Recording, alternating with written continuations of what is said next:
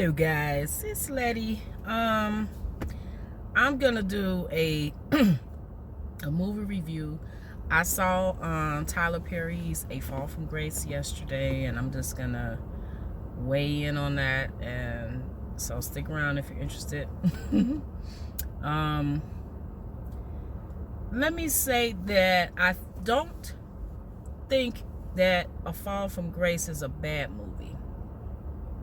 Because you got movies that are bad, and you got movies that don't, they're not interesting. This movie it does keep your interest. I'll say that.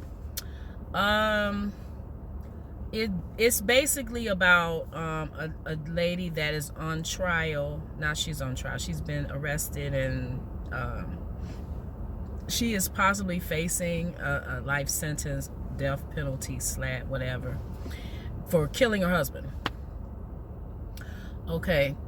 And it seemed like a pretty straightforward story, no problem.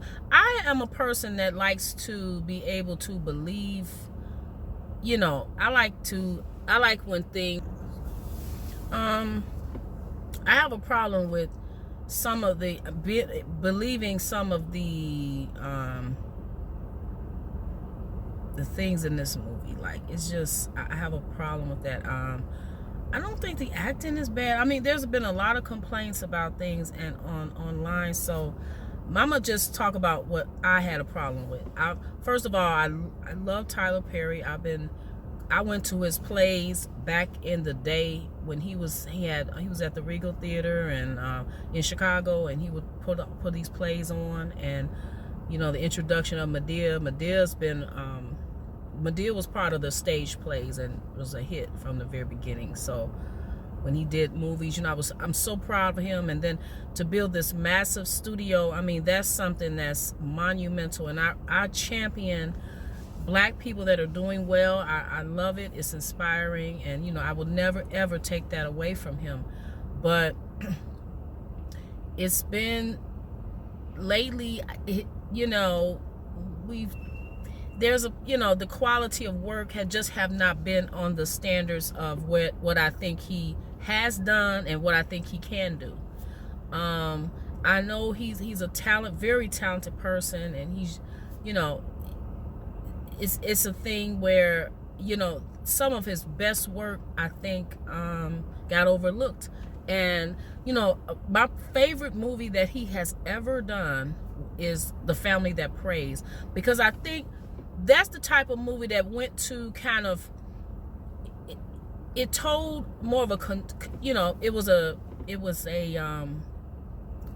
continuity was there.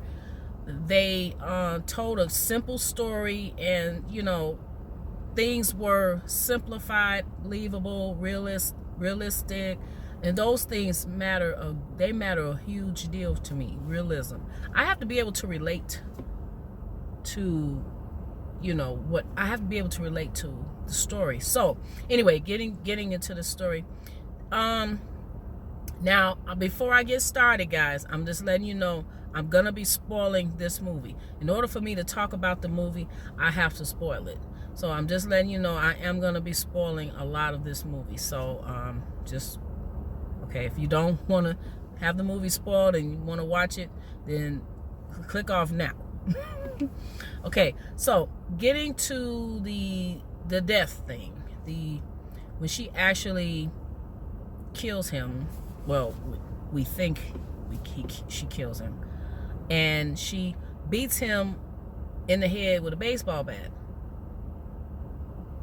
How do you survive that? How? I don't get it. I don't get it. I don't get how you survive a baseball bat. At the very least, he should have been paralyzed. I mean, there should be some damage. I mean, she hit him several times. Blood is all over. And I'm thinking he just pops up all of a sudden. I'm like, what the heck is going on here? I had a problem with that. If he dead, he's dead. Secondly, how can she be on trial for murder? They didn't find a body. They clearly couldn't have found his body and put in the morgue.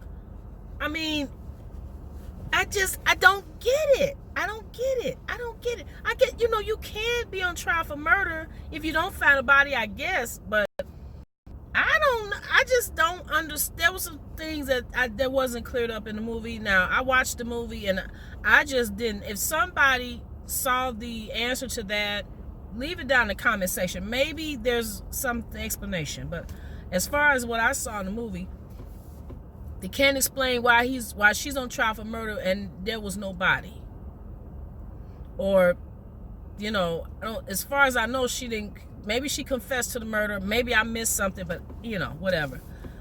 The diner scene. Oh my God. Oh my God. Oh my God. Oh my God. There's a guy in the background, a gentleman, and he's he is eating. He appears to be eating. I'll just say it, and drinking. But there's nothing in his cup, and his plate looks like something. A hard substance is sitting on the plate. Doesn't appear to be edible. Okay, I got a real problem with that. Why? If they're not gonna eat or drink, just have them sitting there talking. Why have him go through the motions as if no one's gonna notice? We notice everything in the movie. I noticed everything. I noticed the background. I noticed location sometimes, and why is this like this? And that just didn't make any sense. Personally, what would have been more realistic, if this gentleman is supposed to eat something, why not you can just get a frozen food. You can get a frozen dinner, cook it, put it on his plate, and then shoot the scene. Put some water in his cup. No one will be talking about this stuff. If someone is in the shot and they are eating, and put some food on their plate, like some actual food. I don't know where that came from. Like, that's just the easiest thing in the world. You can get a $1 bag of broccoli and put it on his plate, and then he can chip away at it or whatever. But anyway, I didn't get that.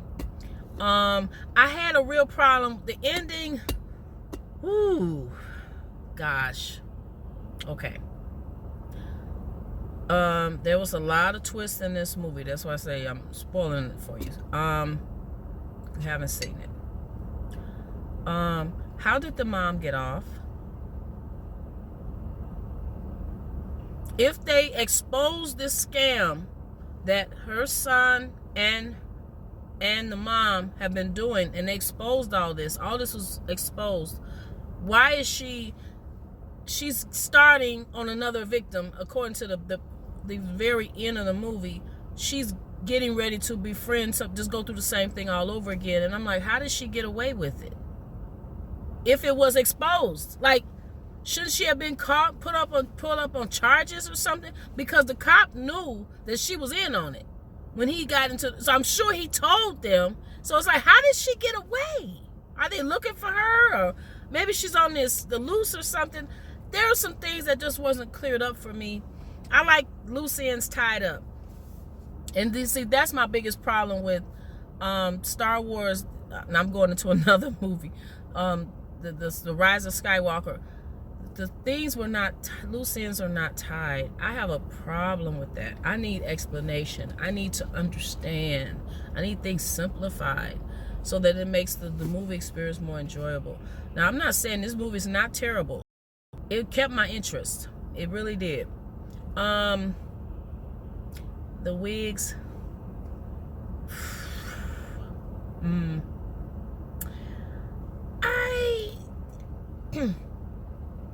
I guess my question is why? Why? There are bad wigs out there. There are plenty of bad wigs, but there are good wigs too. There are some good wigs, but there's some bad wigs out there too. And you got to choose.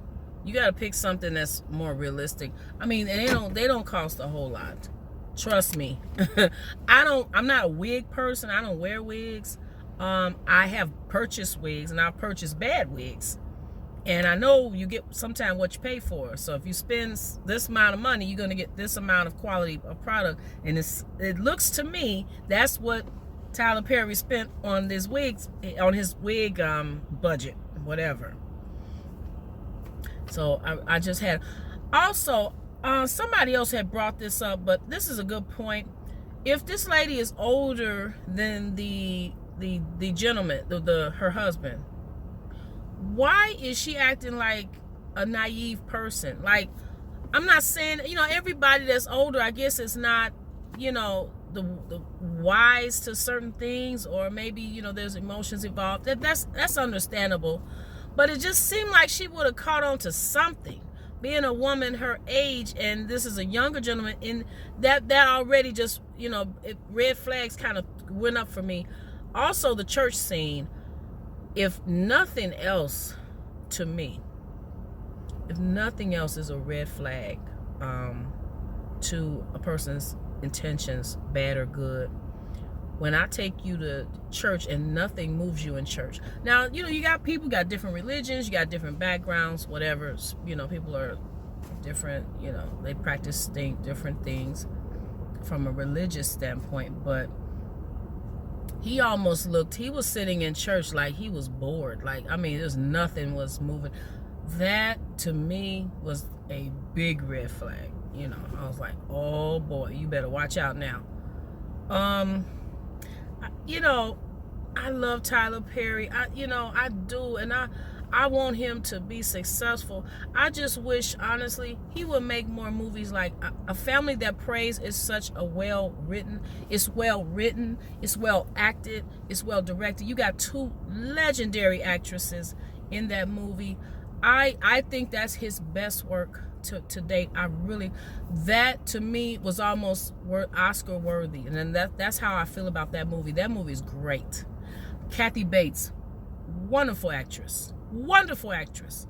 Alfre Woodard, wonderful actress. That lady is not, every movie she makes is just great.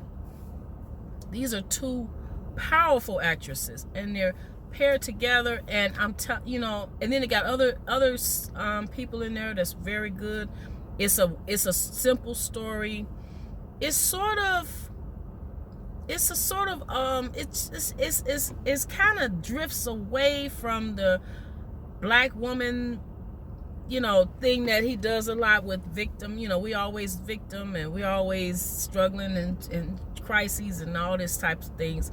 That's okay, and that is what happens in a lot of with a lot of our what we deal with, but not all the time. We don't always want to see that. Like, I'm a type of person, I've always tried to look at my cup as half full, and not always like, oh gosh, it's so hard, it's hard out here. I don't even like saying those types of things. I say, you know what, I'm going to, this is what I've got, this is what I'm dealing with, and this is what I'm gonna work with, and I'm gonna figure it out. Sort of like that type of person. I don't like to be sitting there like I'm a victim all the time, oh God, victim of my circumstances. I make my circumstances. I like to be, I'm in control of my emotions and all that. I'm running this, not others, not what's done to me. What's done to me is done to me. I know how to kind of deal with it, and I deal with it in a way that is I'm not no victim. I'm not nobody's victim. So, that's sort of the vibe I get sometimes from some of his movies. But I love Tyler Perry, and I respect what I don't mean to be, but I know he likes to write all his things, and I'm a type of person, I have a problem personally. I do have a problem sometimes with delegating and just wanting to do everything. We want to do everything ourselves, but sometimes we can't. Sometimes we can't do it all. No one can do it all. And I think it would be nice to just for him to, I'm not an expert, I'm not even a writer. I'm just saying sometimes, we get a person a second opinion. It could be just a co-writer or just someone to just bounce ideas off of. Well, you know what, I got a better, perfect example of what I'm talking about is George Lucas, Empire Strikes Back. he decided to let someone else direct that movie. That, for many Star Wars fans, not sure, for many Star Wars fans, is the best Star Wars movie of all, okay?